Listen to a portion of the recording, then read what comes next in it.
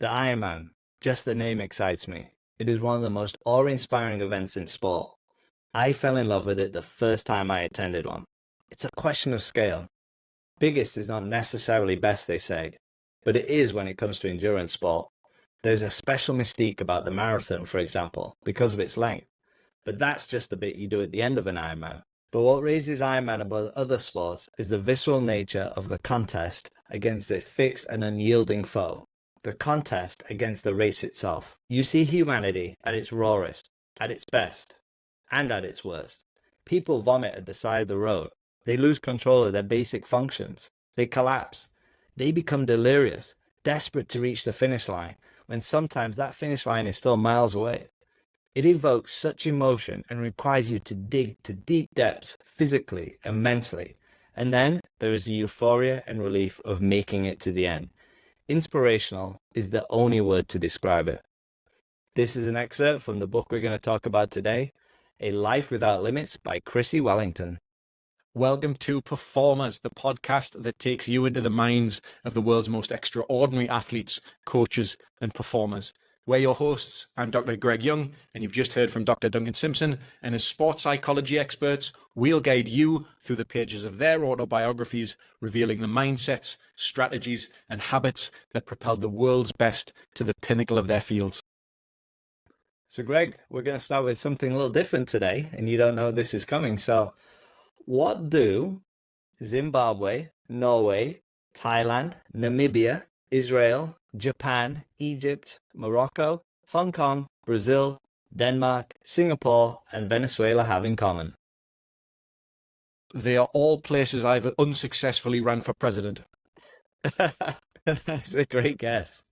However, those are some of the countries where we have listeners, believe it or not. That's all been part of my strategy to try and get elected as president. I can't believe it hasn't been working. So thank you ever so much for all your support. We truly appreciate it, and we couldn't do this without you. That was wonderful. Who would think that we have worldwide reach? But back to business. So I didn't know much about this person going into this episode, Duncan. So why are we talking about this book? Well, in the last two episodes, we discussed two of probably the best known athletes on the planet during their time in Mike Tyson and Kobe Bryant.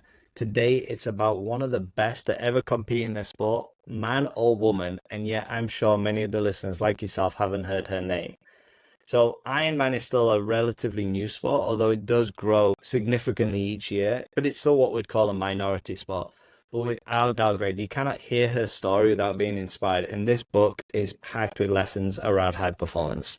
So educate me and our listeners. What is an Ironman for those of us that might not know?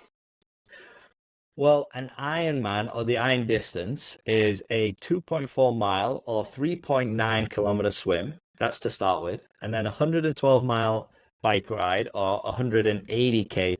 And then a marathon, which is 26.2 miles or 42.2K. And you do that consecutively, which equates to 140 miles or 226 kilometers. So quite the race. That sounds horrific. So the person we're going to speak about today is Chrissie Wellington. She's our first endurance sport athlete.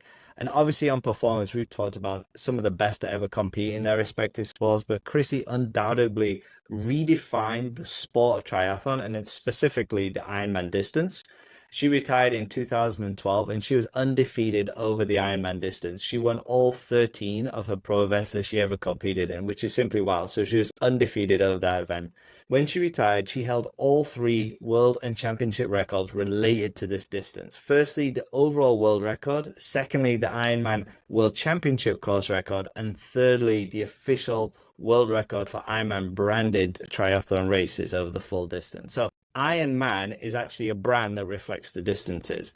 I spoke there about some Iron distance events. So there's an example that we're going to talk about called Challenge Roth, which is probably the best known event in Germany, which is not under the Ironman brand. So Ironman as a brand, think PJ and Liv. We're talking about the same thing, but they're a little bit different. Now, to everyone listening, remember the purpose of this podcast is to tap into the collective knowledge of the world's best performers so we can apply lessons to our own lives, and Chrissie is truly one of a kind. David Goggins talks about being uncommon amongst uncommon people. And during a 5-year stretch, she was completely uncommon amongst probably the most uncommon athletes on the planet. So we'll start early on, and Chrissie says, it's at this point in a sporting autobiography that the author traditionally launches into an account of the brilliant athletic achievements of their youth, of how they were always destined to become a professional athlete. Unfortunately, I have no such tale to tell. Mine really is a story of an accidental athlete. When your nickname is Muppet, the chances are you are not a child prodigy. I have barely any sporting pedigree. I know of no sporting ambitions before or after my brother Maddie and I came along.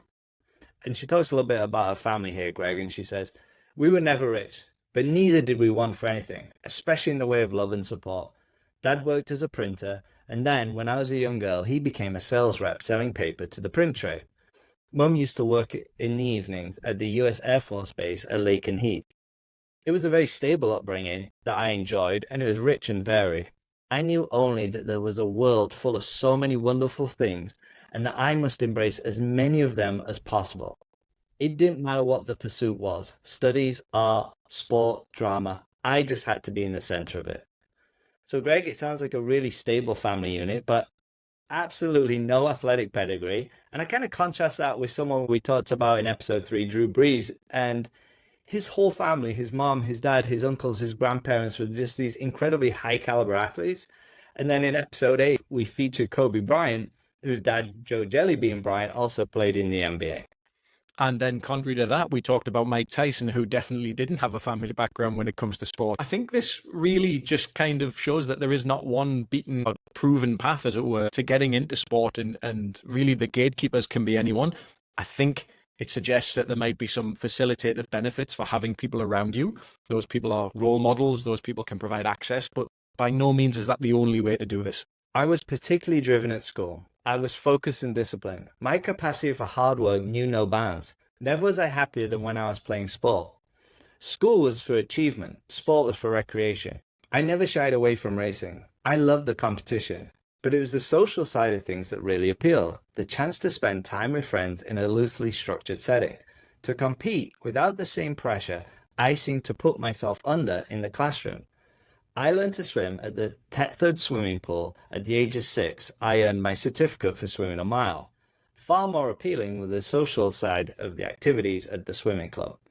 So we hear Greg early on this insatiable drive, and it kind of reminds me of Kobe Bryant, who was also really good at school. But of course, being academically inclined is not a prerequisite for high performance, as we heard from Andre Agassi, who flunked out of high school. And obviously in episode 7 with Mike Tyson, he stopped going to school at the age of 7. So that sentence, my capacity for hard work knew no bounds, could have come straight out of the mouth of Kobe Bryant in last week's episode.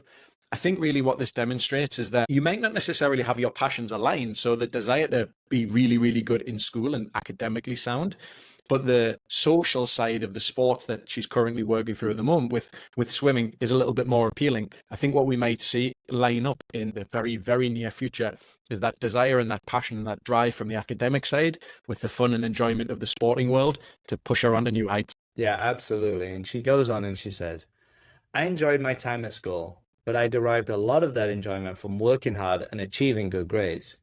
In my first and second years in particular, I just wasn't one of the in crowd. I was a naive 11-year-old when I arrived, sensible, studious, and not very trendy. But if there's one thing that marked me out as unusual, it was my drive. I would go so far as to describe it as obsessive compulsive. I have, and always have had, the most powerful urge to make the best of myself. At times, I've not been able to control it. At times, it has taken me to some unpleasant places, but it is also an essential part of who I am, and I cannot make an apology for this. So Greg, there's evidence of the dark side or a shadow side to these qualities that we're hearing about in all of our high performers. It sounds like there really is that shadow side, and kind of two sides of the same coin, as it were, where something that's very complementary to your sports performance and something that can actually really help you drive through and be the best, but also something that can take its toll. She says she makes no apologies for that, and I really like that part of her expressing that authentic self that we've talked about in previous episodes. Unfortunately, not always is that authentic side of things the best and most productive way to do things. I know the next few years she starts playing a range of sports. She's swimming, she's playing field hockey and netball, and she says, by the age of 13 or 14, I'd found my feet at school. I was never truly in my element, but I had a foot in the trendy camp. But I was still not one of them. I remember being a victim of teasing on the way back from one tournament. In the early 1990s, we were being bombarded with images of waif-like supermodels. Just 17 was my magazine of choice at the time, and you couldn't turn a page without Kate Moss or some other delicate sprite teasing you with their perfection. The yearning to look like these apparent goddesses was strong, and came with an equally compelling terror of ever being fat. My relationship with my body has been a difficult one over the years. At times, I have loved it. At times, I have despaired of it. At times, I have seen it as little more than a plaything to be bent to my will, as if it was somehow separate from me. It's a control thing. I am a control freak, basically, which is good and bad. If there is something you don't like about life, then to me, it's perfectly possible and logical to change it. That's the good side. The bad side is that there's a hideous feeling of panic and anger when you come up against something you can't control. And then there is the danger that that idea of being in control itself gets out of control. Addiction might be another way of putting it. I have an addictive personality. Sport is my drug of choice these days. It's one of the best drugs there is. It keeps you fit and healthy, even if, in the case of Ironman, it pushes your body to the limit. The word addiction comes with negative connotations, but it doesn't have to be the damaging impulse. It's all about challenging that craving into something positive. Either way, this relentless determination to make the most out of myself is something I was probably born with. It is also the brave face syndrome, always wanting to appear strong and successful, and just as importantly, not wanting to show any weakness for fear of people judging me negatively. I cannot remember a time when I haven't been compelled by it. That's a really powerful paragraph. There's definitely some positives, how you can harness that, but there's definitely some negatives in there. And of course, in this conversation, there's only one of us that's had research published on exercise addiction, specifically in triathletes. And I can tell you now, that isn't me. So what do you got? Well, kind of a loose definition, Greg. It's really about craving for physical activity, and then it results in this uncontrollable, excessive exercise behavior that ultimately manifests itself in physical and psychological symptoms. So while the reality is it's pretty rare, when people are addicted to exercise, it can actually have some devastating effects. So can you give us some specific take-homes from the research that you conducted? So we looked at athletes across all the different distances, and probably unsurprisingly found that the longer the distance from sprint to Olympic to half Ironman to Ironman, the longer the distance, athletes are at higher risk for exercise addiction. And also, as the number of weekly training hours increased, so did the athlete's risk for exercise addiction. So I think the take home is that obviously kind of physiological and psychological benefits of exercise are really well established, but like with anything, when taken to like a compulsive, excessive level, exercise can just become addictive, and it can have really negative physical, emotional, psychological, and social consequences. Coupled with my lust for control, it made me fertile ground for an eating disorder. It was all down to the pressure I put on myself. I wasn't happy about it, and I did it despite myself. But there's always been a little voice in my head urging me on to some notion of perfection, urging me to retain control over myself. Being so competitive and so sensitive to the views of others, I was bound to internalize the images we were being bombarded with. I have always been my own worst critic. Usually, particularly the females, are judged against the comparison or maybe a standard of, let's call it beauty for want of a better word, that they're judged upon. And if they don't meet that as well as their athletic criteria, it can put them in really, really tough situations. So this is another one of those stories that is probably all too familiar to listeners. Yeah, and as she goes through high school, she's doing incredibly well, gets great grades, and she gets a place at university, and she said, I will always remember my dad's parting advice. Just seize every opportunity you have. Embrace every experience. Make a mark for all the right reasons. As always, the competition came from within. Something inside me was constantly driving and driving and driving. I had to make the most of it. I had to make the most of me. There could be no slack anywhere. If there was any, the guilt wouldn't bear thinking about. I joined the university swimming team more for the social side than any sporting ambitions. It was the one area where I could let myself off the hook in terms of pressure. there is this just ridiculous level of internal motivation and drive, very similar to Kobe and Pat Summitt in a way. There is, and I think it's interesting that it's not being channeled into sport performance at this moment in time. I would assume for most people, and this is a mass sweeping generalization, I appreciate, that is where the competitive drive or get the opportunity to display that when they are in direct comparison to other people, when there's a little bit more of an objective measure to that. But it seems like real internal drive and the almost turmoil that she's got is maybe a perceived comparison with other people, essentially the way that she looks and the body that she's in, as opposed to perhaps where you might assume it's going to happen in the sporting realm.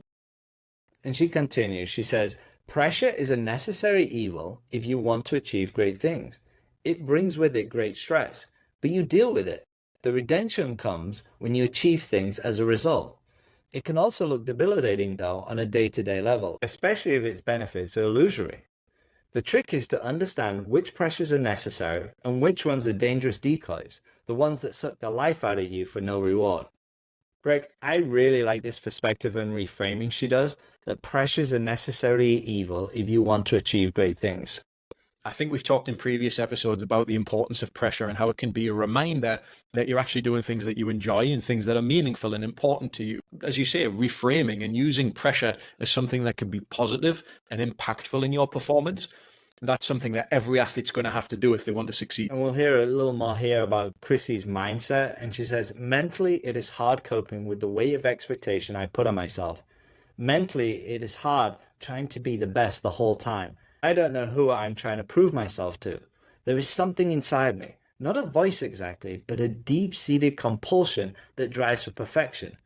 And it's my own version of perfection, not to be perfect per se, but just to be the best that I can be. That can lead to an unnatural and excessive pressure. Sometimes I have difficulty being in the now, being present. I constantly worry, am I making the most out of this? Am I making the most out of this? Instead of just accepting and enjoying what it is.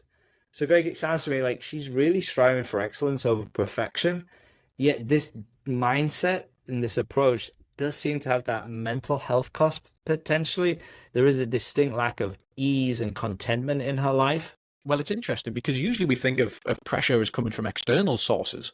Maybe that's the pressure that other people are putting on you. Maybe that's from coaches. Maybe that's from parents, as we've seen in other episodes with other athletes. But here it is very much coming from an internal perspective. And I don't know if I agree with you. I feel like she is really looking for perfection over excellence here. She talks about the idea of wanting to be the best version that she can be, but I think she wants that version to be perfect.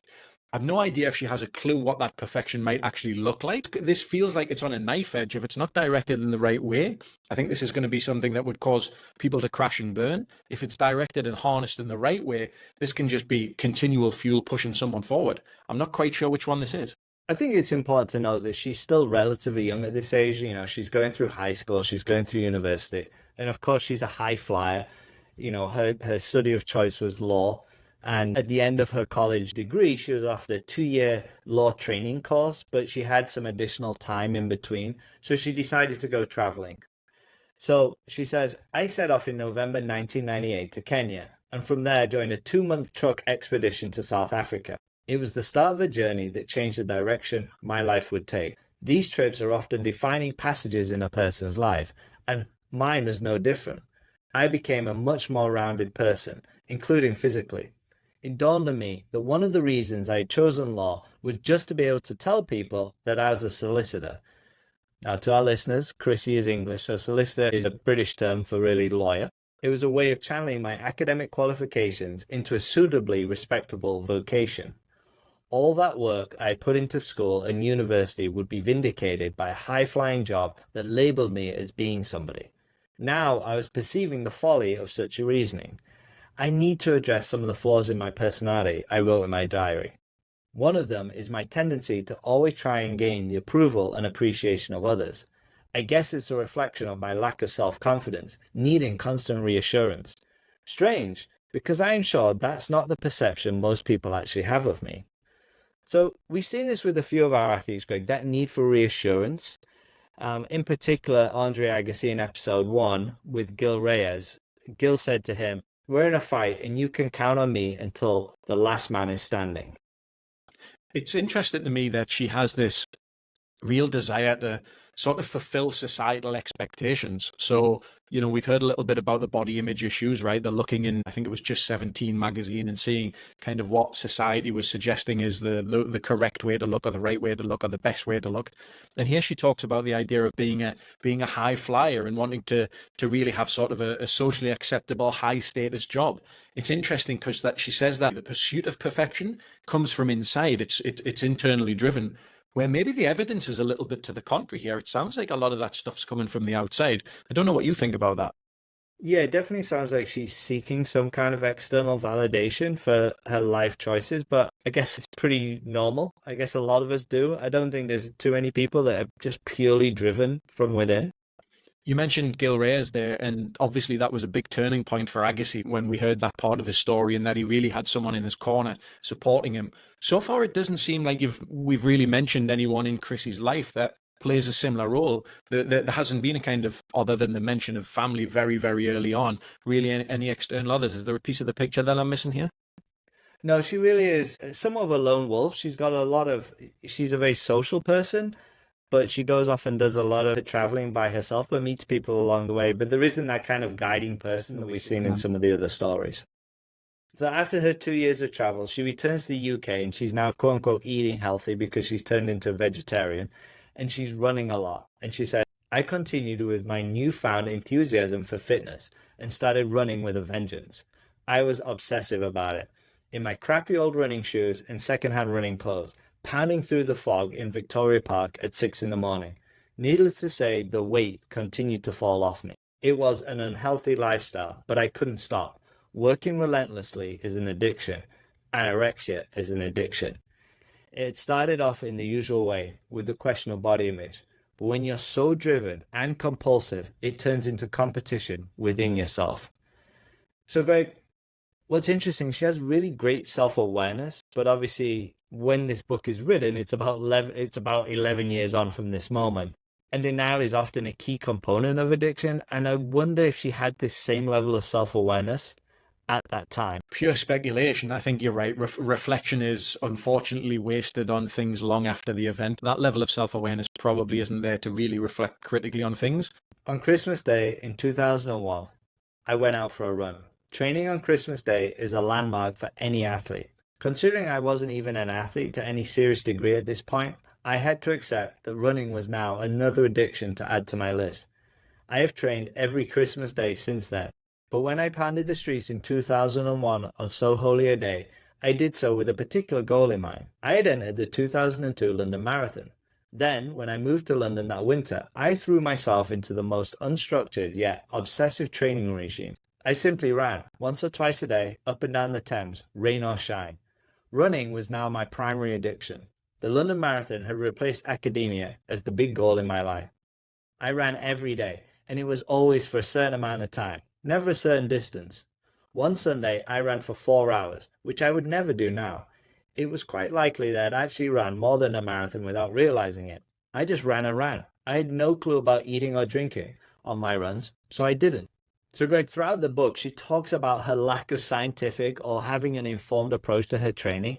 And I find it so interesting because she's really talked about what a control freak she is and how focused she is and addicted. But when it comes to her training, she doesn't measure anything. She doesn't really think about it. And honestly, I'd be expecting her to be measuring every mile, the speed, the calories to the finest detail. But she actually does the complete opposite. And it's a very rudimentary approach to training. I'm going to go out and run. The paradox I've got in my head is Rocky IV, the Rocky versus Ivan Drago training montage, right? Where you've got Ivan Drago and he's on all the machines and it's giving him all the outputs, and then you've got Rocky chopping wood and lifting his family in the barn.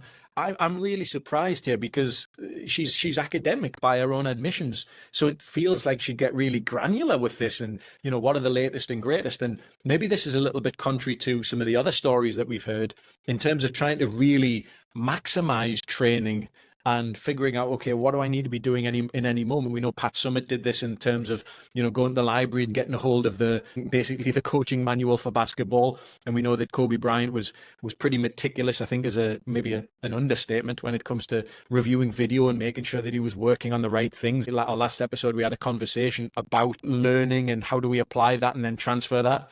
This is literally shoes on a pavement type stuff. It's, I'm going to go for a run for X amount of time. Where I end up, I end up. I'm as surprised as you are. Well, the 2002 London Marathon, she says, the euphoria was indescribable. And the sheer surprise, I could not believe my eyes. The clock seemed to be reading 3 hours and 8 minutes. That couldn't be right. I had annihilated all of my expectations. And then she starts taking things a little bit more seriously, and she starts to apply some of her knowledge to training and nutrition. And it's the nutrition, and it's really connected to performance now, but not really health. And she says, Paul Robinshaw, who was a triathlon club chairman, I credit him with the direction my life was about to take. Have you ever tried triathlon? He asked me at poolside. No. Well, you should give it a shot. I entered the Milton Keynes Triathlon in July and the Bedford Triathlon in August. Both were Olympic distance, which for context is a 1.5k swim, a 40k bike, and a 10k run. I came fourth at Milton Keynes and third in Bedford. The two girls who had beaten me had represented Great Britain in the age group world championships. I knew then I had a talent for triathlon.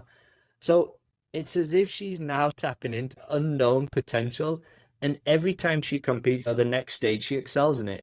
The parallels I drew were with Dan Carter in episode 4, when every time he kind of stepped up a level, he just excelled more and more, and all of a sudden, he's an All Black. And now we're seeing Chrissie getting this self-reinforcing feedback loop. As she steps up, she does the next race, she excels. It reminds me of a superhero that's just first discovering their superpower. There's always that kind of, usually the beginning of the movie where they've been bitten by a spider, or they've had this, this radioactive goo dumped on them or whatever, where they then go and figure out that they're like, oh, hey, I'm super strong, or I'm super fast, or I can see through walls, or I can fly. And there's that moment where they just have no clue that this is the world that they're stepping into. And that sort of journey of, let's face it, self-exploration here, I think is creating that feedback loop. I think she knows how to push herself incredibly hard. I don't think you run that 3:08 marathon without being able to do that. But then discovering how you can actually apply that skill and use it as a tool for your advantage as an athlete. I also think that it's really interesting that she's got that sliding doors moment where she's met someone with an eye for talent. Someone who just happened to speak to her at the side of the pool and say, hey, have you ever thought about trying triathletes? No one's ever asked me any question like that. Hey, have you ever thought about the Tour de France? No, I haven't. But it reminded me a little bit of Mike Tyson and sort of the precursor for him getting in front of who was going to be his coach eventually, Customato. If you're good enough and the opportunity presents itself, just kind of being at the right place at the right time. So, Greg, you talked about a sliding doors moment. So just as she's starting to get in triathlon, she has an opportunity to do a work sabbatical out in Nepal, where triathlon really is not a thing. After a year in Nepal, she gets to travel to New Zealand, where New Zealand is sports crazy, as we all know. And she has this opportunity to enter a race called the Coast to Coast, which involves running, biking, and kayaking across the South Island from the west coast to the east. Well, she's never done this before, and she comes second in the race, of course. And she says, things were becoming slightly surreal with regards to my sporting endeavors. I turned up to this event on a whim, learned how to kayak in a few weeks, borrowed equipment, and very nearly won the biggest endurance race in New Zealand. Where had this aptitude for sport been all my life? Had this talent been lying dormant, or had it just developed as I'd grown older? I just asked myself this question repeatedly and still do. I think it must have been dormant, lost amid my pursuit of other goals. I could have easily missed it had I not been open to trying anything and everything. Talent needs work though in order to flourish. Hard work and an open mind is the only way to realize the potential that is inside every one of us. And Greg, I love the maxim, the public praises people for what they practice in private. And we're starting to really see something of talent coupled with hard work. And in episode 2, Lindsay Vaughn said, I always felt in my gut I had talent and I was willing to work harder than everyone else. And I trusted the results would come. And that's what we're seeing from Chrissie here. I think it was last week when you talked about the analogy of the seed and the certain environment that a seed needs to flourish, but the seed containing all of that potential, all of the things that it needs to, let's get fancy and say self-actualize, right? Kind of be the best that it can be. And it sounds like with Chrissie kind of changing her environment and exploring and figuring herself out, it sounds very much like her, the seed, is starting to find that environment in which it best thrives, which is an environment that massively requires hard work, that she can kind of go out there and express herself and do the things that she does for fun, which is the social side of sport that she's so enjoyed, and do it with a real purpose. So it sounds like the determination and the hard work, that's always been inside of her, but the environment and the opportunity to explore that has really sort of just unleashed it. And after New Zealand, she travels back to the UK and enters another triathlon. She wins it and qualifies for the age group world championships in Lausanne, Switzerland. And she says, I flew out to Switzerland for the age group world championships. I remember taking a cab from Clapham to Gatwick in my GB tracksuit with the Eminem song playing in my ears. You only get one shot. Do not miss your chance. This opportunity comes once in a lifetime. Never a true word spoken. My policy was simple. Overtake everyone I possibly could. It's not that complicated battle plan, but it's one that has served me pretty well ever since. I was confirmed as the winner of the 25 to 29 age category by 7 minutes. When every last athlete had finished, it was confirmed that I was the fastest woman by 4 minutes. In an Olympic distance race, those are huge margins. I'd not just won, I'd smashed the field.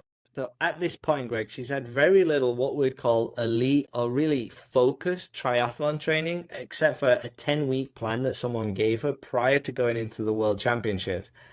And she smashed the field. This is ludicrous. I'm, first of all, really disappointed that you didn't sing those lyrics in that last paragraph. I think that would have been phenomenal. And I know that listeners, you can write in and make sure that anytime there's a song lyric that present within the paragraph, Duncan has to sing it. We'll put this out to a petition. But you're right. She hasn't had a lot of focus on specific coaching or even just really much of a focus on triathlon other than essentially competing in them and smashing them out the park. But it's interesting because it also feels like she hasn't had that expectation of really doing anything in these. You know, we talked a little bit about Dan Carter previously, how he stepped through the levels and sort of just rolled with the punches and displayed that he had the ability to hang with those competitive levels. And it seems this is kind of like what's at play here, just rolling through, coming in, doing a run, doing a bike, doing a swim, seeing how it goes, and beating people by miles and miles and miles. Yeah, and she says, there's something very definitely unusual about all of this now. About my body, that hapless collection of skin and bones I'd spent so much of my life despairing of. It appears all the while it had been harboring a world champion. Now, at the age of 29, the world champion had finally stepped out. Almost immediately, the thought occurred to me that I should consider turning pro. So I was already craving a fresh direction in my professional life. All in all, I became very receptive to the idea of becoming a professional triathlete.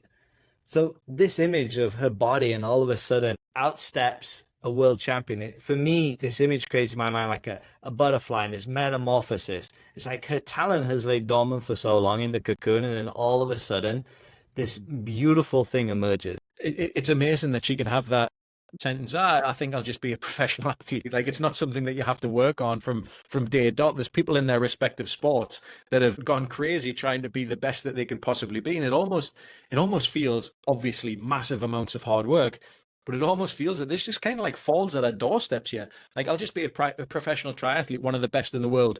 No big deal. Considering all the pressure that she's put herself under personally throughout her life, this just seems like, it's just rolling with the punches. This is what happens. And when she makes her decision that she's going to experiment with being professional, she speaks to a couple of people in the UK, and they recommend that she speaks to a very well-known triathlon coach called Brett Sutton. And she says, I was granted an audience, or a week's trial to be precise. I had to make my way to Lucerne, a mountain resort in Switzerland, not far from Lausanne. That was where she'd won the World Championships. If I could convince him I had what it took, then my chances were I had what it took. It sounded like a rite of passage, a mission to test my worthiness. Meeting Brett Sutton was a big deal for a triathlete. It turns out he had trained some of the best in the world, and he is one of the most colourful characters in the sport. He revels in his reputation as a dinosaur of triathlon, the Tyrannosaurus Rex. The first observation he made about my swimming was that I was too weak in my upper body and over-reliant on my legs. He also told me there and then that he knew I had an eating disorder. Do you have a boyfriend? No. Are you a lesbian? That was one of the first exchanges, and that was the kind of blunt, confrontational methods he delights in using. There was a purpose behind this superficially crass line of questioning. He needed to get to know me quickly if we were to work together, and there was no room for squeamishness in his world, or that of a successful triathlete. I think you have the physical attributes to make it as a pro, he said, which was a revelation that had me buzzing with excitement. But I'm going to have to chop off your head. So we heard from Pat Summitt in episodes 5 and 6, Greg, about how she could be blunt and very confrontational with athletes. But Brett doesn't even know Chrissie, and he's very confrontational and to the point. It's a bold line of questioning to undertake. I'm pretty sure that you'd certainly get pulled up from HR if you asked those questions in literally any other job interview, essentially.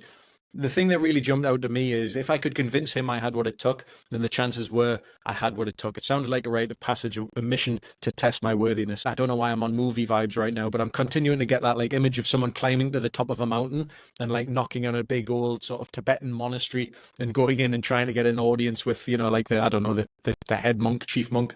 I don't know what the right person is, where they kind of get, blessed. Yes, you're the chosen one, this, that, and the other. It's interesting because this is where we're starting to see a bit of the external social validation coming in. If he agrees that I've got what it takes, then this can happen. She's already really good at this. Surely she should understand from an internal perspective that regardless of what this guy says, she's already got what it takes. But needing that little bit of an external validation, particularly from someone who is an expert in that field, can play such a massive role for confidence. He requires you to submit to him if you want to be coached by him. My first instincts as a fiercely independent woman were to rebel against him, which I would find myself doing a few times in the months ahead. Then the penny dropped that a triathlete has enough on his or her plate just enduring the physical and mental hardships of training and competing in their discipline. To be able to maximize their performance, Brett believed it is essential for the athlete to cede to him all responsibility for strategic decision-making. In other words, to do exactly what he said without question. You've got to relish the fight, he said. Sport is war. That aspect came naturally to me, but it was just as important to turn it off, which is a big problem. I had to be able to pour every ounce of energy, both mentally and physically, into my training sessions and ultimately my races. At all of the times, I needed to be resting. So Greg, during our recent conversations, we really emphasized the significance of granting athletes autonomy in their decision-making. However, Brett's approach here absolutely contradicts this principle. It is absolutely to the contrary. I don't love reading that. It was essential for athletes to cede to him and for him to be responsible for strategic decision-making, do exactly what he said without question. If I'm putting a coaching hat on here instead of perhaps an athlete or a performing hat, really, I feel like this can often come from a place of insecurity for coaches where they don't like being questioned, they don't like being challenged, and it becomes very much a sort of my way or the highway type thing. It becomes a very much a strong power dynamic and authority dynamic, and one that can be, let's face it, one that can be quite easily abused in a coach-athlete relationship. I'm not saying that this is inhibitory here, but I can definitely see this not necessarily being that facilitative for Chrissie's performance. I think what we have seen, as you rightly say, that quest for autonomy, knowing that's something that not just athletes, but people desire, and something that's really, really powerful when it comes to internal motivation. When that's taken away, maybe you perhaps lose some of the inner drive that can come from the athlete a little bit more organically, just to cement your role as the decision maker as a coach. Stories I'd heard about Brett began to play through my mind. Brett smashes his athletes. They're like eggs to him. He throws them against the wall, and most of them can crack for all he cares, because the ones that don't will become world champions. I'd heard he got new girls to act as slaves for older girls to toughen them up. He had weigh-ins. He got guys to run in wetsuits with rocks on their back. So Greg, you've used this exact analogy about throwing eggs at a wall to describe Pat Summitt during some of her more confrontational coaching techniques. We've also talked about that resilience framework of challenge and support. And it sounds like Chrissie is definitely up against a tremendous challenge here. I'm not sure she's getting enough support. But can you make the argument that due to this grueling nature of an endurance sport that he's testing the athletes and it might be the way to go about it? No. That's my thought. Honestly, I don't think this is beneficial. I think you can get results doing this, but I think in the long run, it's detrimental to, I'd say, largely everything. It is funny that this literal analogy came up. To be honest, I have no idea where I heard it for the very first time. It certainly wasn't this book because I hadn't read it previously. But yeah, there are ways to test people and to push people and to get them to understand the grueling nature of things and to put them in situations where they've got to show resilience and perseverance and drive and motivation and discipline without this? Chrissie said, I was constantly questioning whether the life of a professional triathlete was for me. What was abundantly clear was that I was pissing Brett off. I was fussing and flapping over the slightest imperfection in my training, let alone my race performance. I gave myself over to Brett at that point. Fighting it was just too much of a waste of energy, and I needed all my energy for what lay ahead. I still wasn't sure what that was exactly, but he seemed to have a clear path. It was time to trust his judgment and go wherever that trust took me. Chrissie's on this mission, and I'm just going to see where it takes me. I can't keep fighting this guy. Let's go with his judgment. When I hear the sentence here, fighting it was just too much of a waste of energy, that kind of reminds me of what people who are victims of abuse often say, where it's like, hey, listen, I didn't have it in me to fight back. I just kind of seceded to what was happening. That makes me feel a little bit uncomfortable here when we're talking about a coach-athlete relationship. I think there needs to be a little bit of fight and a little bit of pushback, as I've mentioned in some of my previous comments, for that to be a really healthy give-and-take relationship. So in 2007, she's a spectator in an Ironman event in Zurich. Do you want to do this one day? Brett asked me. Yes, I shouted over the noise. I wasn't put off by the distance. I just didn't know how competitive I would be at it. But the Ironman had me in its grasp. I had been seduced, and in 3.5 weeks, I was on the start line for Ironman Korea. Everything I'd done so far had been geared towards Olympic distance triathlon. Ironman athletes usually follow a very different training program altogether. I had no conventional grounding in this discipline. Greg, ignorance is bliss? I think ignorance is the path to no expectations, to be perfectly honest. And we know how limiting expectations can be. And we know perhaps how freeing it can be when you play without expectations, when that pressure isn't put on yourself and you can just go out there and, well, let's see where we are. What's the barometer? Let's step up from normal triathlon distances to Ironman. It can't be that difficult, right? So Ironman Korea, her first ever Ironman, she says, it was tough. The course was far hillier than I'd expected, and the temperature was 37 degrees Celsius on 99 Fahrenheit, humidity 95%. It was a veritable sauna. After nearly an hour in the water and 5 hours 17 minutes on the bike, I peeled myself off the saddle. Only a marathon still to go.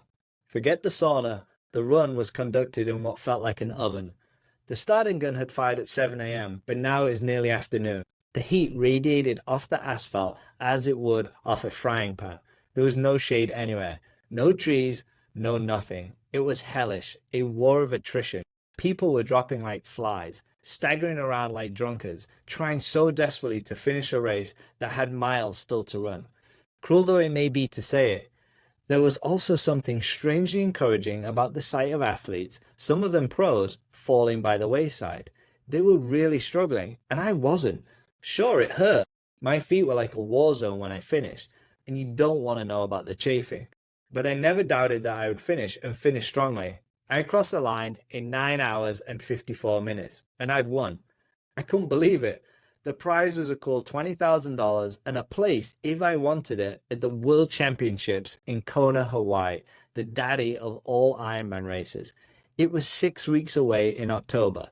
No Ironman training. I didn't even have basic equipment. I was racing on a road bike with drop handlebars and training wheels. I'd borrowed kit off my teammates and had worn an all black vest, not great in the heat, onto which I'd ironed the team logo. There is this complete contradiction between this controlling approach and then this lack of preparedness she has. You've talked in Kobe's episode about taking care of the big rocks first and not worrying about the details. Chrissie is definitely not worrying about the little things like equipment. Just doesn't care. It sounds like she doesn't even know that rocks exist at this point. She's just going into these experiences and dealing with what she's got to deal with. But it really is interesting whether those expectations, if she'd known it was going to be hot, if she'd known that it was going to be this, that, the other, whether that would actually have a positive impact, being able to prepare for those things, or whether she's just able to kind of go back to her London runs along the Thames, basically, where she's like, I'm going to go out and run for an hour. I'm going to do it this distance, rain or shine, hail or snow. I'm just going to go and do it. I wonder if we're seeing a little bit of this mentality here as well. And I think that, yeah, ignorance is bliss here. It also sounds very much like for Ironman triathlon, you don't necessarily have to be the best. Other people can be worse than you and you can still come out on top. It was definitely a war of attrition, she says. She gets awarded a proper bike, which is essential for a world championship. So with 5 weeks to go, a funny bit in the book, she's learning to ride a proper race bike going into the world championships in Kona. She's never ridden a proper race Why bike bother? before. She's just she's just won a race. She's just run a race on what I can only imagine was a penny farthing at this point. So going into Kona 2007, she says, I had no kit other than the secondhand shorts Rebecca had lent me for Korea. So I bought a race suit and shoes that week. I couldn't believe some of the prices for a top. I ironed on the team logos. If only I'd had any sponsors of my own to advertise. Then one of my pedals broke. I was so tight, I fixed it with industrial glue.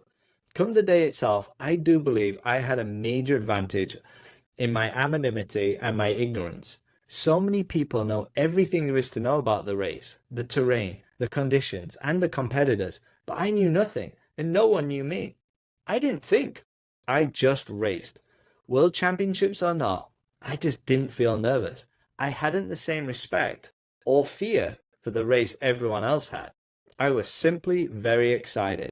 Greg, this line, I didn't think, I just raced. I didn't think, I just raced. Keep the main thing the main thing. Just race.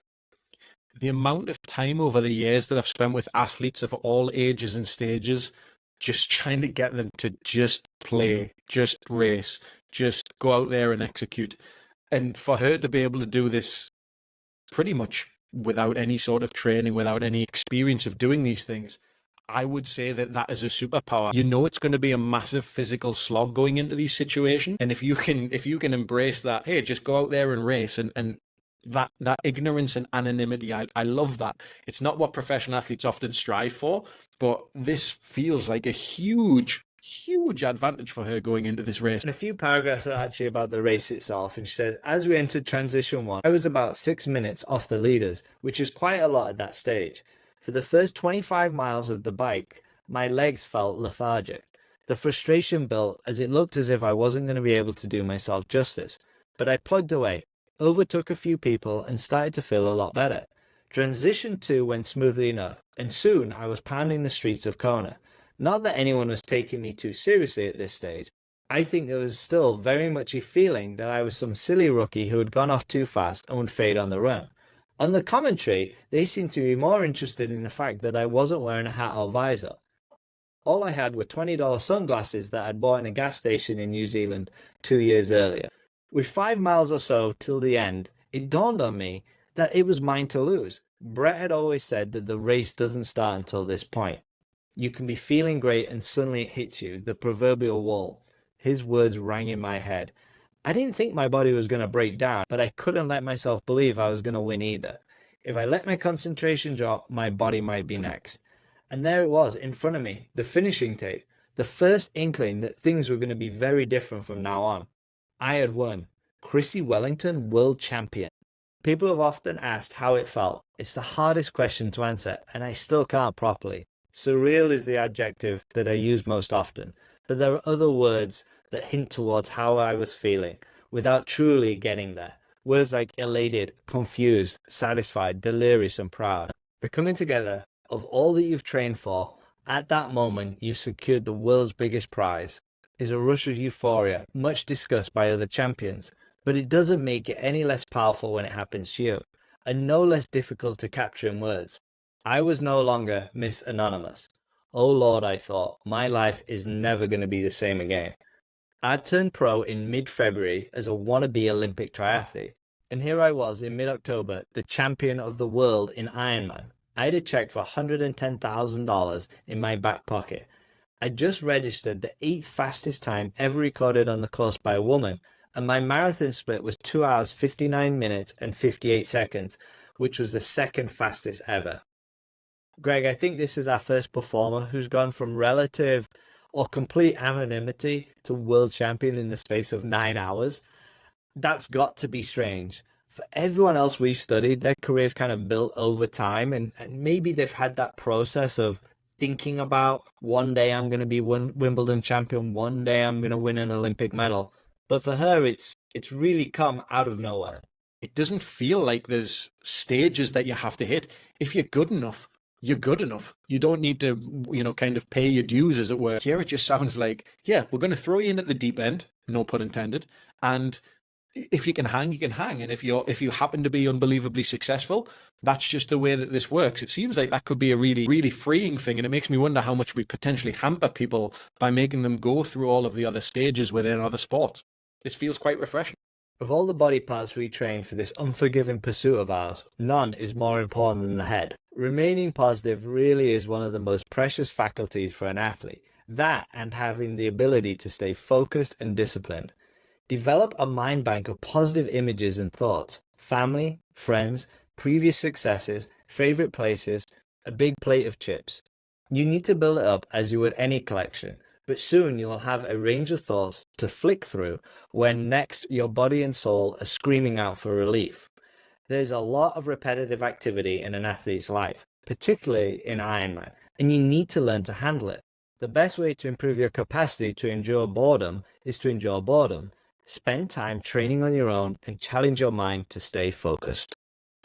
This is really interesting to me because this is actually a technique that I've used with a lot of athletes across a lot of different developmental levels.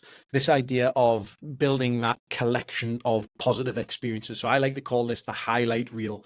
And it's particularly useful when things maybe aren't going the way that you want them to go during performance. Maybe you're struggling a little bit with confidence in that moment. But if before your competition, you've given yourself the opportunity to reflect back on and think about and maybe even kind of close your eyes and image or visualize yourself in previous situations where you've been successful. This is what we call our highlight reel. And just like any highlight reel, you can play it over and over and over again in your mind. And really what that does is it helps you to solidify the thoughts, the feelings, the actions or behaviors that you execute in these moments to give yourself the best chance of success. So I really like this. I think this is a super tangible chunk that anyone listening can take away and apply to whatever realm of performance you're in, even if you're not an athlete. Yeah, really well said. And she goes on, she said, we had a room in Lay Sin that we called the dungeon, where the treadmill was. It was airless with no windows, and if you stretched your arms out, you could touch either wall. It smelled of sweat and tears of previous workouts. The radio was broken. Brett used to send athletes down there for sessions. He made some, such as Hillary and Bella, run entire marathons down there. Hillary once forgot to charge her iPod and had to do the whole thing with no stimulation at all. Now, I'm not necessarily recommending you try that at home, folks. Brett knew what he was doing when he picked and chose those certain sessions for certain athletes, but it gives you an insight into the sort of techniques with which you can train your mind as well as your body. So last week we used the term focus is the shepherd of the mind, and one of our great friends, Bobby Bond, who's an avid fan of the show, loved the quote, and that came from the Kobe episode, and I think it applies here. This is training the mind in and through practice. Marathons on the treadmill though, Greg, with no stimulation, oof. Yeah, I wouldn't want to do a marathon at the best of times, but let alone stuck in a dungeon with no air and no stimulation. And what do we know from distance running and researching distance running? We know that there's a couple of different ways you can deal with what she calls the boredom here. One of the ways is to disassociate from the activity that you're doing. So what do we mean by disassociate? It means that we kind of separate ourselves from that activity. So a lot of people will use music or maybe even an audio book through their headphones to almost vanish or disappear away from that repetitive, not particularly pleasant experience that they're going through in that moment. The other side of things is to associate with that activity. So what we know about expert runners or people that are very, very good at it is that they tend to associate more often than they disassociate. So instead of trying to get away from the activity, they focus a little bit more on what they're doing in the moment. Maybe it's to do with the way that their body's feeling. Maybe it's to do a little bit with their race plan and their execution. Perhaps it's to do with a little strategy or even just focusing on their breathing, which are all integral to that performance. But essentially, at the end of the day, what Chris is talking about here is this provides the opportunity to hone those skills. It might be stupid to say, but if you want to rely on something in competition, on match day, on race day, when it really counts, you've got to practice that prior to the event. You can't just go into a competition, a race, a performance, and hope that it takes care of itself. But it's not just out on the road, in the water, or in the dungeon that you can train your mind. I find I do some of my most valuable work on the sofa. Visualization is a hugely important tool, one that requires little more than some peace and quiet. Close your eyes, relax, then go through each stage of your race in your mind. Picture yourself performing at your peak. Then imagine all the things that could go wrong and picture yourself dealing with it. What will I do if my goggles get knocked off? What will I do if I suffer a puncture or cramps? Visualize each situation and rehearse your response. Greg, Andre Agassi, Lindsey Vonn, Drew Brees, Dan Carter, Mike Tyson, Kobe Bryant, what do they all have in common? I've ran for president. No, that doesn't work in this situation. Yeah, they've all visualized. That's definitely a tool that they've used in the past. And, we're seeing this as just a trait of high performers. Yeah, for me, developing mental skills is really like developing a hand of cards that you get to play. And in certain contexts, you might want to play the visualization card or the self-talk card or the breathing card. Performances like poker, it's about playing the right cards at the right time. And she says, in an endurance athlete's life, pain is never far away. As pain is little more than a conversation between your body and your brain, this is another reason why a fit mind is so important. For a start, there's the importance of keeping an open mind. The brain is programmed to protect us, and that can mean imposing limits on what it thinks that we can or should do. Constantly push at those limits because the brain can be way too cautious. Not so long ago, I would have laughed at you if you had suggested I do an Ironman. Imagine if I'd allowed that attitude to persist. Greg, that sentence, the brain is programmed to protect us. So Tim Noakes, the famous scientist from South Africa, is credited with what we call the central governor theory, which basically states the brain is dynamically and subconsciously regulating physical exertion, preventing us from doing serious bodily damage. So in other words, our brain won't allow us to kill ourselves through physical exertion alone. It basically shuts you down. The brain is that kind of safety switch. The caveat is that we can do really a lot of damage and die in extreme weather conditions. But I'd love you to talk to me about that kind of, the brain is there to protect us, and we have to push against some of the limits that it places upon us. There is a way to kind of override that and realize that you can push your body beyond the limits that's kind of placed upon it by this governor, by your brain, by the psychological side of things.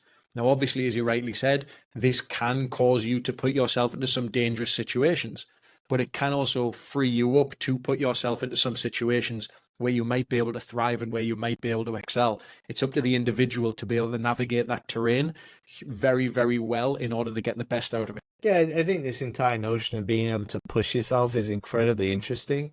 And I think we do impose a lot of limits on ourselves. And she says, the brain is constantly trying to impose limits on what it thinks we can achieve. We should constantly question it, fight it. That means enduring pain. Successful Ironman athletes relish their relationship with pain, not the mechanical kind necessarily, which warns us that something has broken. Although even there, I have found time and time again that it is possible to overcome certain injuries by making myself train or race through them. What a good triathlete should relish is the pain that is our brain's way of telling us that it doesn't like how hard we're working.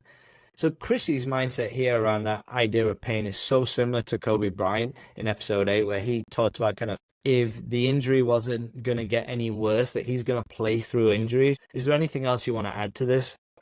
Yeah, I think where that governor comes from, or that maybe unwillingness for the brain to allow us to push through, I think it's probably got some evolutionary foundations, as it were, where it's very much about conserving calories and making sure that we don't put ourselves in a position to be vulnerable is probably the right word, whether that's, we can't escape from certain things that might be dangerous to us, or we don't know where our next source of food is, so we don't want to burn through all of those calories.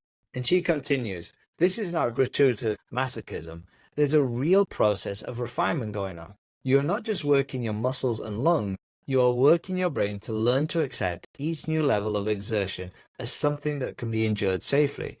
The brain, at least, the safety first part of the brain, will try and dig its heels in. Eventually, it will prevail because, of course, there are limits. You can't just launch into an Ironman as if it were a sprint. So a sense of what really is too much is always crucial. The key is to push that point back as far as possible. The interface between conservative and ambitious impulses in the brain should be at the front of the continual struggle.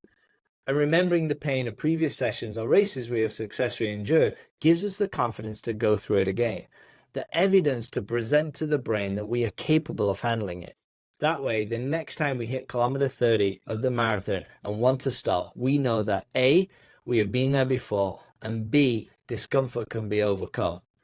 So she's really talking about physical training and really expanding that mind's capacity to know what's possible. I don't think there's many people that have never run and all of a sudden jump into a marathon as their first ever race because the mind isn't trained and equipped for that. And I think that's what she's talking about here. And during this time, after her win in Kona, she backs up with a really big win in Ironman Australia. In the background, she's having problems with Brett, as we would suspect, and also management and sponsorships. A lot of things that have come with that first success, and it's causing a bit of problems with the team. But she goes into Kona in 2008 and she says, my confidence was soaring. I knew I was ready for Kona, even if I was still troubled by my sore ankle and shin. During the race, she gets a puncture on the bike and she says, I was stranded, waiting for technical support to arrive, which could be any time. But I remember feeling quite calm. I wasn't exactly relaxed, but I wasn't flapping. I kept thinking of what Brett would say. Don't panic, stay calm, what will be will be. And when I'm back on the road, I'll fight and fight. The thought never crossed my mind that the race was over. I'd lost 11 minutes, and I think 5 or 6 girls had overtaken me. There was no water left in the bottle on the front of my bike because it had all leaked out when I turned the bike over upside down to take the wheel off. And I had diarrhea. But I do remember this strange feeling flooding through me that the pressure was off. No one will expect me to win except me. So it's an interesting situation here. She's had a puncture, she's fallen behind, she has diarrhea, she's got no water, but she feels kind of relaxed. I was very nervous when you said, and I had diarrhea. And I do remember the strange feeling flooding through me. I was wondering how that sentence was going to finish. But we talked about this previously, that idea of expectations, right? No one will expect me to win now except me. That's something that she's battled with. Maybe battle's a strong word. That's something that she's had to deal with and perhaps overcome throughout not even sporting career. Like previous to a sporting career, she's had this pressure. So it'll be interesting to see how this goes for her. You go into a kind of tunnel where everything outside of your head, including the rest of your body, becomes peripheral. Never once did I feel pain in my shin. Then, with 5 miles to go, I knew I was going to make it. And she wins, and she says, my time was 9 hours, 6 minutes, 23 seconds, an improvement of just over 2 minutes on last year, and 15 minutes ahead of Yvonne, who was in second place. I'd broken the Kona marathon record in a time of 2 hours, 57 minutes, and 43 seconds, with 2 diarrhea stops. If it hadn't been, you can't make it up. Yep. If it hadn't been for the flat tire, I might have threatened Paula Newby-Fraser's 16-year course record. The year before, it had all been a bit of a blur. I'd had no idea what to expect or who anyone was. Now I did. I appreciated everything so much more. I felt so privileged.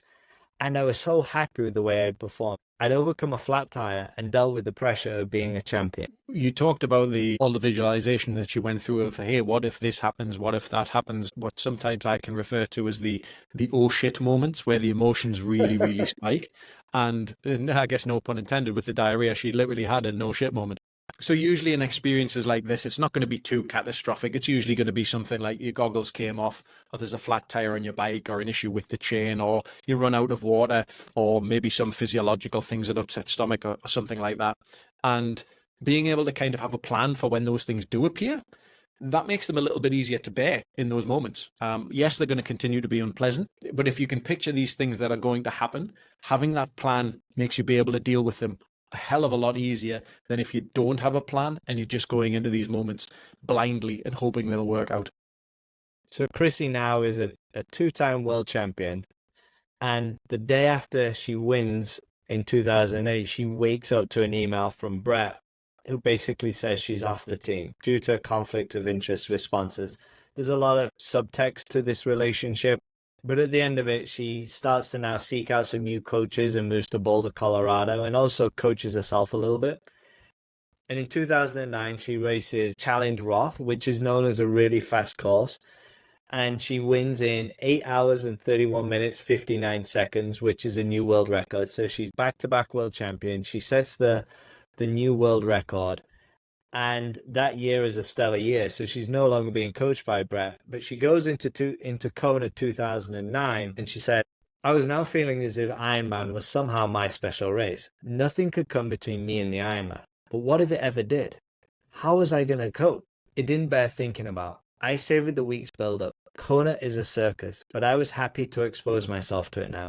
I sat at a pre-race conference. Someone asked how I had improved since last year. I took the microphone and said, I'm stronger on the swim, stronger on the bike, and stronger on the run. So she's won twice, but I think I'm hearing a little bit of fear of failure now creep in. She's worried about, this is my race, but what if I ever did lose? And we heard from Drew Brees in episode 3. He said, the fear of failure was always in the rearview mirror, chasing after me, forcing me to push myself further than I'd ever gone before. So it sounds like her motivation has changed a little bit from just race to now, I don't want to lose an Ironman race. For me, it sounds very much like Drew Brees' fear of failure is something that's kind of behind him, pushing him a little bit of a tailwind, as it were. When she describes her fear of failure here, it almost sounds like it's something that's standing in front of her, almost like a blocker in American football, if that makes sense, where it's something that she's got to overcome, something that's actually inhibitory, maybe something that's going to stop her performing at her best. So it's interesting. We've got two athletes here that both have a fear of failure, but one might be thinking about it in a certain way that's useful, and the other thinking about it in a way that isn't actually beneficial to their performance. And she goes into race and she's got a little bit of a hamstring injury. And she said, by the time I was setting out on the run, I had a big buffer on the nearest woman. I was particularly grateful for that this year because I had so little confidence in my hamstring. I hadn't felt it on the bike, but it had been ever present in my mind. Now it took center stage physically. The dull pain kicked in almost immediately. It ebbed and flowed throughout the marathon. I was familiar with the pain now, though, having experienced it so often in training. Never had I had to dig so deep in a race as I did on that marathon. The last 6 or 7 kilometers really did feel like a death march. My rhythm and form were shot to pieces. My legs were seizing up. This stage of an Ironman is never easy, but I am good at making it look as if it is. This time, that feat was beyond me. It was clear from the look on my face and the awkward nature of my stride that I was in real pain. This reminds me of something that I heard from Lance Armstrong quite a while ago, and it was him essentially saying that he trained his expressions, he trained his kind of body language, as it were. So when he was going up one of the big Alps in the Tour de France, I think it was Houtecam is the name of the hill, he really wanted other riders to see the strength in his attitude on his bike. So it wasn't just the fact that his legs were super strong to be able to push him forward, but he wanted there to be something disrupting about watching another rider, i.e. him, move effortlessly while other people suffered. And it's interesting that she says that she has that skill. Usually she's good at making it look as if it is easy. And, considering she's devoted so much time to mental training, mental performance, it sounds like that's a learned behavior that, unfortunately, because of the discomfort that she's in, is letting her down a little bit here. The other thing that spurred me on was the message which filtered through in the last few kilometers that I was on schedule to beat the course record. I was fatiguing fast. My form had gone. It had been the hardest fight of any of my races, the hardest fight between my body and my mind. And she wins for the 3rd year in a row, and she breaks the 17-year-old course record. With this race, I had finally walked free of Brett's shadow. I was confident in myself at last, knowing I could still dominate even without him. So after this 3rd win, she becomes a MBE, and then she also starts working with Dave Scott, who anyone knows anything about Ironman, he is an absolute legend and a 6-time winner of Kona. And at Roth that year, she says, the German passion for triathlon knows no bounds. I hope I gave them something to celebrate in 2010. I smashed my own world record from the year before by nearly 13 minutes, coming home in 8 hours, 19 minutes and 13 seconds. My marathon was nearly 9 minutes faster at 2 hours 48 minutes. But it wasn't just the run. Everything came together. I described it afterwards as my perfect race. That doesn't mean there was no pain or discomfort. It simply means I overcame the pain and discomfort perfectly. The real mark of progress, though, were the inroads I was making into the men's field. Against a top-class field, I came 7th overall. I think that's an interesting message for people that are listening. That idea that the perfect race isn't necessarily the fact that you won. It's the fact that you were able to do something hard. You were able to overcome something specific within your race or within your performance. So perfection doesn't mean complete perfection overall. Perfection can mean being really, really good in one really specific element of your performance. Having a clear understanding of what it is that you're trying to achieve and breaking that down into specifics means that you can have a perfect performance without the outcome necessarily being perfect. Obviously, in this case, smashing the world record, that was pretty perfect. So after Roth, there's a lot in the book about Kona in 2010 where she's really struggling with a lot of sickness going into the event. She actually flies there and tries to get through it. On the morning of the race, she withdraws, which she calls the hardest decision of her life. She flies back to Boulder and she gets diagnosed with strep throat, pneumonia, and West Nile virus. So I think she probably made the right decision not to do an Ironman. She then has a few serious accidents. She fractures her wrist and she's going back to Roth in 2011. And she says, and as always at Roth, everyone was talking about world records. I was feeling the pressure. I couldn't see how I could improve on my race here the previous year, where I'd set the world record. That seemed to me like the perfect race. And here I was this time, secretly carrying a fractured wrist, having had my preparation disrupted by that and the broken rib I'd picked up 2 months earlier. So onto the race a little bit, and she says, I really went for it on the marathon. The conditions were perfect, warm and dry. I just pushed and pushed. I later asked Dave if he had ever had that kind of out-of-body experience during his years as an Ironman, when your legs almost feel as if they're not connected to your body. He replied that he had. That was what my last 3 kilometers were like for me. I was pushing so hard that in a strange way it felt easy. My legs were so fatigued that it just didn't hurt anymore. It was the first time I'd felt like that. I turned into the finish arena amid pandemonium. By the time I'd run around the finish line and reached the tape, it was 8 hours, 18 minutes, and 13 seconds, a new world record. So, Greg, I love that bit about kind of detaching from her physical body. She just sounds like she's in absolute flow there. Yeah, I think flow is the right word. So flow is a concept popularized by one of the great names, Mihaly Csikszentmihalyi, which is a word that gets thrown around a lot. People seem to have like the pursuit or the desire, or hey, how do I get into flow? And it's a really strange one because what is flow? Well, essentially, it's a complete immersion in the task in which you're taking part.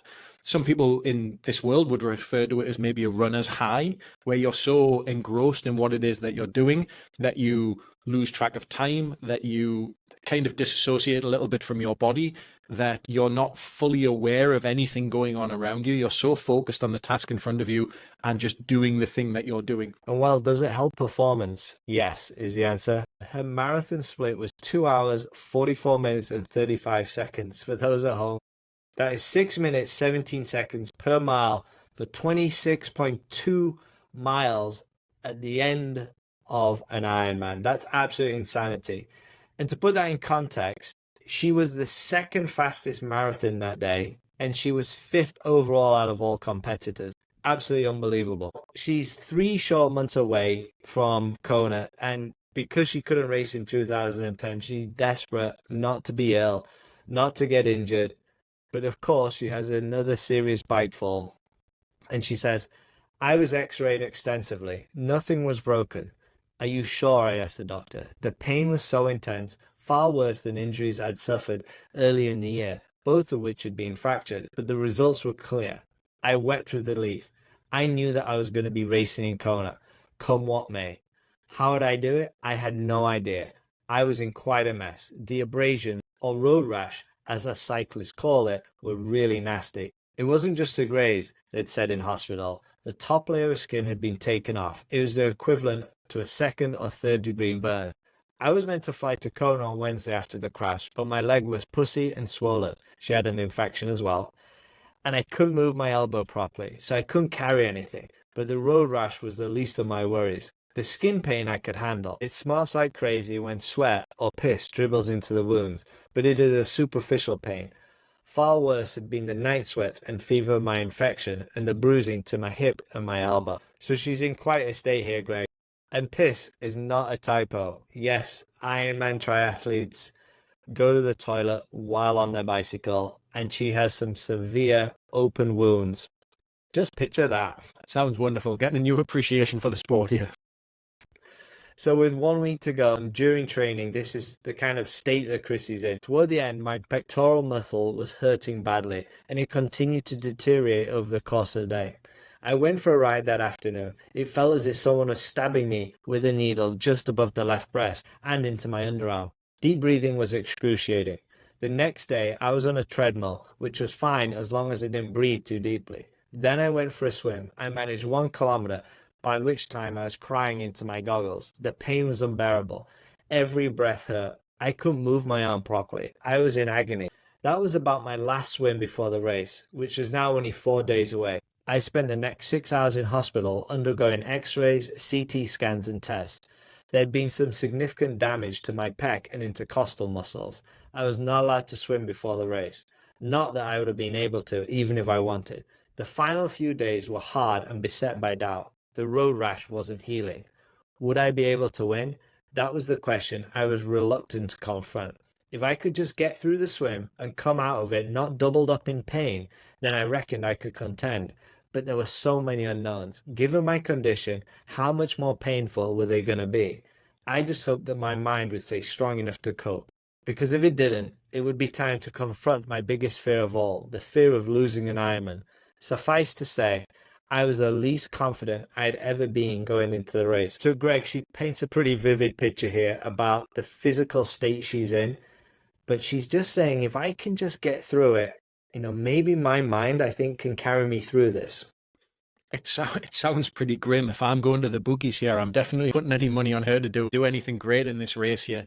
But it sounds very much like she's just trying to figure out, well, what's manageable here? An idea in her mind of some little, maybe small, digestible goals. If I can just do this, then I might be able to do that. And if I can just do that, I might be able to do the other, as opposed to really trying to think about going out there and winning, relying on mentality. It really is a huge separating factor when it comes to elite performance. So she goes into a swim and she has her slowest swim at Kona to date. But she says, I didn't panic. You're doing your best, I kept telling myself. You're doing your best. I was just thankful it wasn't hurting as much as I feared it would. My chances of at least finishing the race were improving dramatically. It was disconcerting to be so far down so early, but I kept thinking of Kipling. Just keep your head. Keep your head. As always, the words of If, the poem by Rudyard Kipling, were written all over my water bottles. And I did keep my head. I surprised myself in race situations. In everyday life, I'm a worrier, but in a race, I am a lot calmer and more rational than people who know me might expect. So Greg, that statement, fight the war you're in, not the war you wish you were in, really applies here. She's just saying, just keep going, keep doing your best, and she's staying in it. It's perhaps the power of a plan. I can't imagine she really has many plans in life in the same way that she has in terms of her plans for a race and preparing for these moments and having an appreciation it's going to be tough. And in, let's face it, a pretty emotionally charged situation when your body's as beat up, we're mentally and emotionally, let's face it, probably pretty drained. Knowing that you can be still rational in those moments and follow a rational plan. And as Kipling put it, if you can keep your head while all around you are losing theirs and blaming it on you. It sounds like she's got a really strong message there.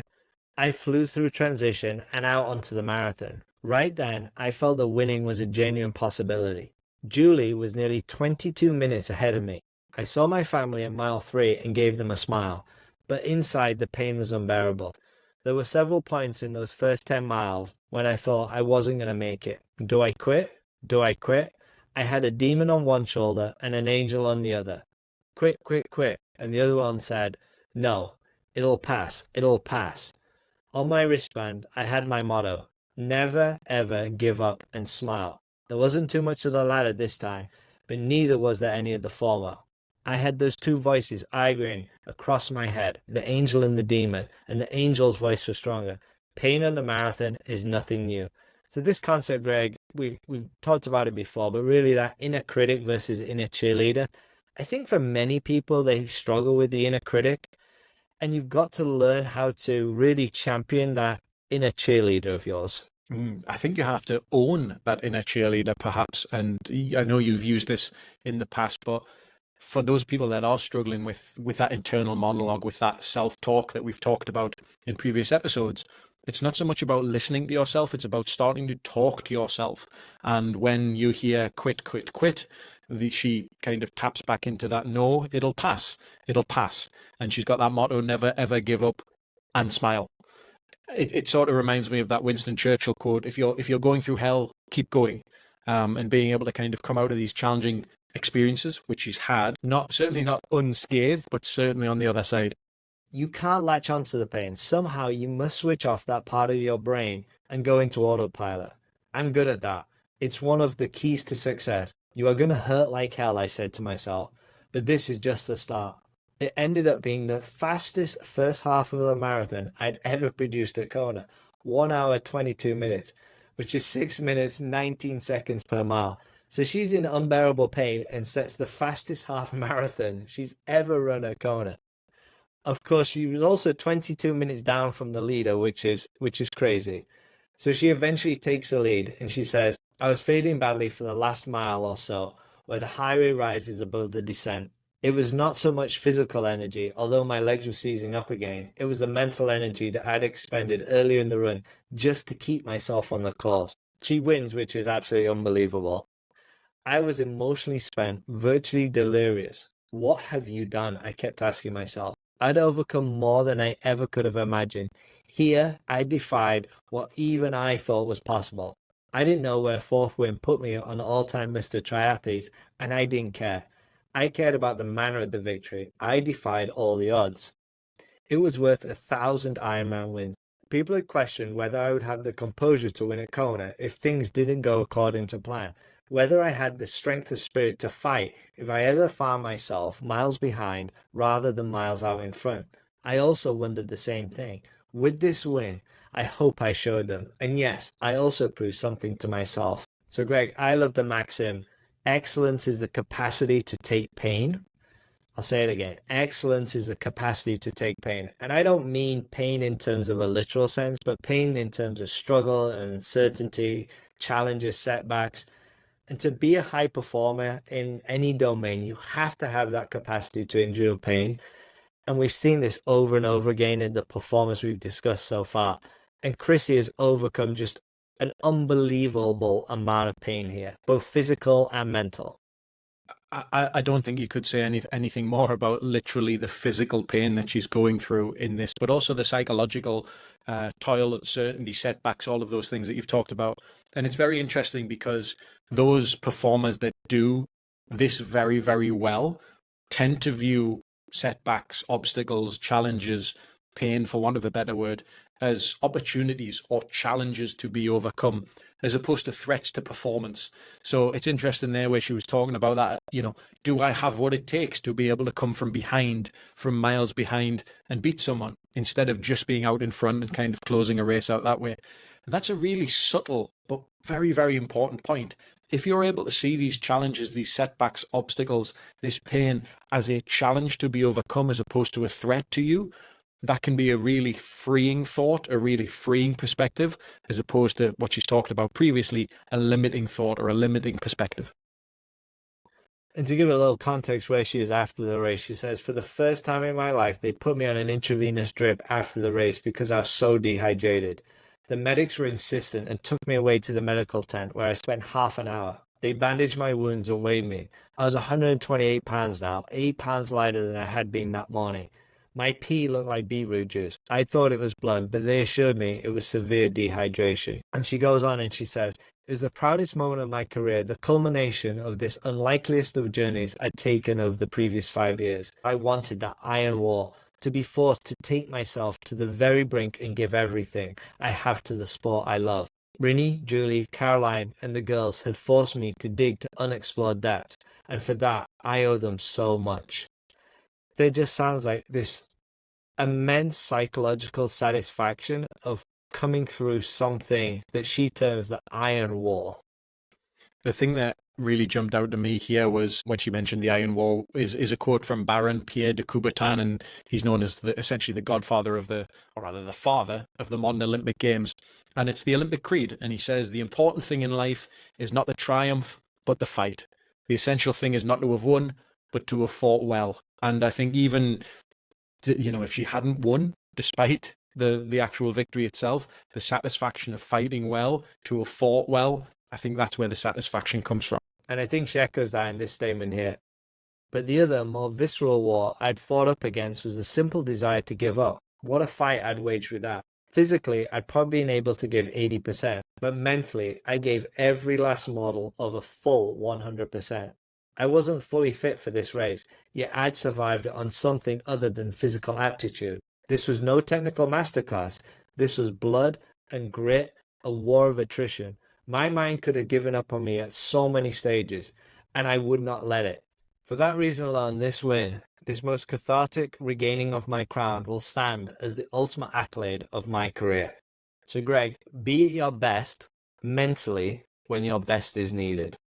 That's preparation. We talk about to athletes preparing physically, making sure they're where they need to be from a physiological standpoint, but being ready and prepared mentally is equally, if not more important. I discovered at last what it was to be taken to the brink. It was the race where I truly showed myself worthy of being called a champion. No one should ever be afraid of failing. It's being afraid to give it your all in trying that I urge against. If there is one thing I have learned, particularly in my life as an athlete, it is that our limits may not be where we think they are. And even when we think we finally reach them, the next time we go exploring, we often find that they have moved again. I'm an ordinary girl from Norfolk, marked out by, if anything, an appetite for adventure and a will for self-improvement. These are qualities available to anyone who is of a mind to acquire them. If Kona 2011 taught me one thing, it was to look within for the real standard. You can never reach perfection. Your ambition should be directed towards your ability to overcome imperfection, and that is how I want to live my life. Trying to effect positive change has always been important to me, and that is not the same thing as chasing perfection. I never set out to be world champion. Not many ordinary girls from Norfolk do, but neither have I ever wanted to be left wondering, what if? To my amazement, at so many stages along the way, the limits that I thought I could see in the distance dissolved as I approached them. They turned out not to be real at all, but mere assumptions, and that has been the most exciting revelation of all. And that is where we'll leave it today. As always, if you're interested in reading the entire book, we encourage you to click the link in the show notes to purchase it, and you'll be supporting not only the author, but also the show. So Greg, what are your top 10 lessons from A Life Without Limits by Chrissie Wellington? As always, success leaves clues, and this book is no exception. So my top 10 lessons from the book, A Life Without Limits by Chrissie Wellington. Number 1, embrace the challenge with passion. The allure of the Ironman lies in its demanding nature, which tests one's limits. Wellington's love for the Ironman's rigorous challenge highlights the importance of embracing and overcoming obstacles with enthusiasm. The Ironman excites her. Remember, her motto was always smile. Number 2, the power of the unexpected journey. Achievements often come from unexpected paths. Wellington, an accidental athlete, demonstrates that extraordinary achievements can come from the most unlikely beginnings. Mine really is the story of the accidental athlete. Number 3, be driven by internal forces. Internal motivation and personal drive are key to surpassing your limits. Her relentless pursuit of excellence in school and sport showcases the significance of an internal driving force. She says, "My capacity for hard work knew no bounds." Number 4, embrace a multifaceted identity. Recognizing oneself in multiple roles, beyond just being an athlete, helps to maintain balance. Wellington values her diverse roles, which contribute to her resilience. She says, "There's more to me than being an athlete." Number 5, transforming pressure into performance. Pressure, when managed well, can lead to remarkable achievements. Her ability to excel under the immense pressure of competitive sports highlights how adversity can be a catalyst for success. She says pressure is a necessary evil if you want to achieve. Number 6, harnessing the power of mind over matter. Mental strength is as crucial as physical endurance in overcoming challenges. Her mental resilience during races, especially in overcoming pain and adversity, underscores the vital role of psychological fortitude. She says, "Of all of the body parts we train for this unforgiving pursuit of ours, none is more important than the head." Number 7, the journey of continuous learning and adaptation. Success requires an ongoing commitment to learning and adapting. Wellington's transition from amateur to professional triathlete involved continuous learning and adapting to new challenges. She says, "Talent needs work in order to flourish." Number 8, the significance of overcoming personal battles. Personal struggles, including health issues, contribute to one's growth and resilience. Battling through injuries and health scares, Wellington showcases the importance of overcoming these personal adversities. She says, I overcame more than I ever could have imagined. Number 9, find strength in vulnerability. Acknowledging and confronting vulnerabilities can lead to greater strength and achievements. Her candid admission of fears and weaknesses, especially related to performance and her body image, reveals how vulnerability can be a source of strength. She says, my relationship with my body has been a difficult one. And finally, number 10, legacy of inspiration and determination. Inspiring others through one's journey and achievements creates a lasting impact. Wellington's unparalleled success in Ironman competitions and her journey to become the world champion inspire athletes and non-athletes alike to push beyond their perceived limits. She says, no one should ever be afraid of failing. It's being afraid to give your all in trying that I urge against. And Greg, like all stories, there's also a cautionary side to the tale. So I'd love to hear from what are your top 10 things to avoid from Chrissie Wellington's story? Number 1, ignoring the importance of balance. Sacrificing personal well-being for success can lead to burnout. Wellington's intense focus and training sometimes came at the expense of other aspects of her life, demonstrating the need for balance. The quest for greatness must not overshadow the essence of well-being. Number 2, underestimating mental health. Neglecting mental health can undermine physical capabilities and overall performance. Wellington's challenges with body image and pressure highlighted the critical role of mental well-being. She says the strength of mind is the fortress of the body, guarding against the unseen battles within. Number 3, overlooking the risks of overtraining. Pushing beyond physical limits without adequate rest and recovery can lead to injury and setbacks. Her injuries and the physical toll of relentless training underscore the dangers of overtraining. Number 4, disregarding the need for a support system. Attempting to achieve greatness in isolation can limit growth and resilience. Despite her independence, Wellington's eventual acknowledgement of the value of support shows the necessity of a strong network. Seeing them was a reminder that there is more to me.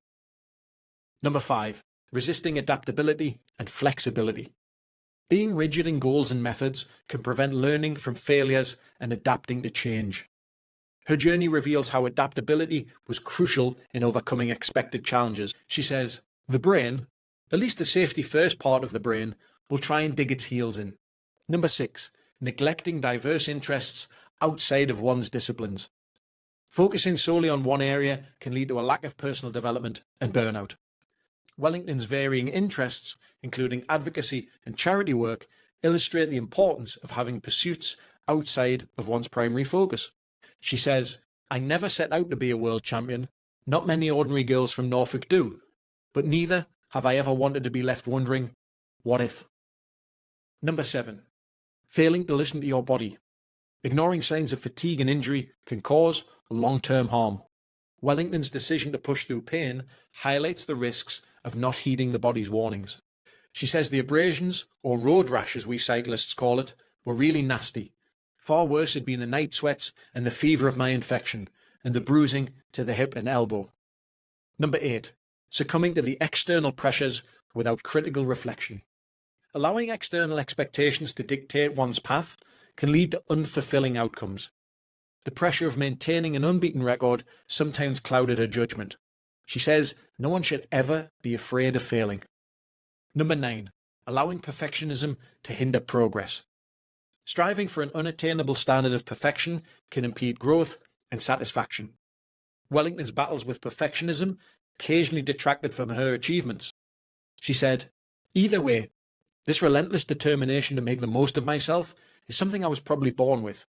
It's also the brave face syndrome, always wanting to appear strong and successful and, just as importantly, not wanting to show any weaknesses for fear of people judging me negatively. And finally, number 10, dismissing the importance of recovery and self-care. Underestimating the value of rest and self-care can compromise performance and well-being. Wellington's injuries and illnesses underscore the necessity of prioritizing your recovery. She says, for the first time in my life, they put me on an intravenous drip after the race because I was so dehydrated. The medics were insistent and took me away to the medical tent where I spent half an hour. Thank you so much for joining myself and Duncan on this episode. If you enjoyed what you heard, please take a moment to click like and to subscribe. And all we ask is that you take a moment out of your day to spread the word by sharing this with 2 people in your network. And for that, we'll be truly grateful. See you next time on Performers.